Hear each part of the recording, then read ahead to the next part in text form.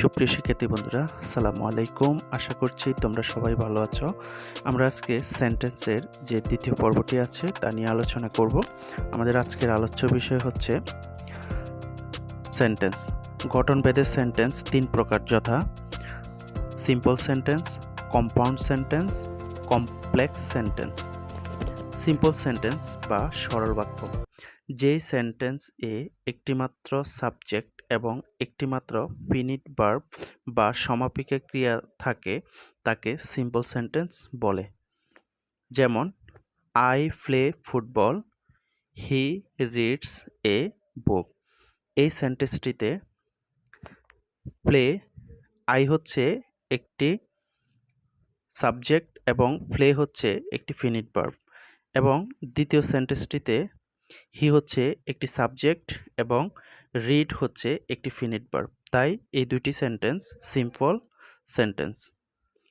Simple sentence এ সাধারণত in spite of, because of, begin ইত্যাদির সাহায্যে গঠিত হয়। For example, in spite of his old age he is active, অর্থাৎ বৃদ্ধ হওয়া সত্ত্বেও তিনি কর্মঠ।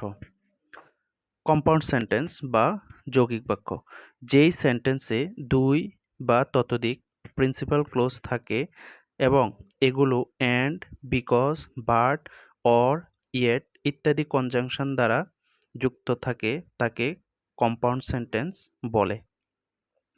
যেমন আমরা বলতে পারি he was poor but he was honest. এই সেন্টেন্সটিতে হি ওয়াজ পুয়ার এবং হি ওয়াজ অনেস্ট এই দুটি হচ্ছে প্রিন্সিপাল ক্লোজ এবং বাট হচ্ছে একটি কনজাংশন। বাট কনজাংশনটি দ্বারা এই দুটি ক্লোজকে একত্রিত করা হয়েছে। এখন জানবো কমপ্লেক্স সেন্টেন্স বা জটিল বাক্য সম্পর্কে। যে সেন্টেন্সে একটি প্রিন্সিপাল ক্লোজ এবং এক বা একাধিক সাবঅর্ডিনেট ক্লোজ থাকে তাকে কমপ্লেক্স সেন্টেন্স বা জটিল বাক্য বলে। যেমন we know that he was honest, অর্থাৎ এখানে আমরা দেখতে পাচ্ছি উই নো এটি হচ্ছে একটি প্রিন্সিপাল ক্লোজ এবং দ্যাট হি ওয়াজ অনেস্ট এটি হচ্ছে একটি সাবঅর্ডিনেট ক্লোজ। এই দুটি ক্লোজ মিলে কমপ্লেক্স সেন্টেন্সটি গঠিত হয়েছে। কমপ্লেক্স সেন্টেন্স সাধারণত till, until, before, after, unless, since, as ইত্যাদির সাহায্যে গঠিত হয়। যেমন as I was ill I could not go to school. Wait here till I don't come back.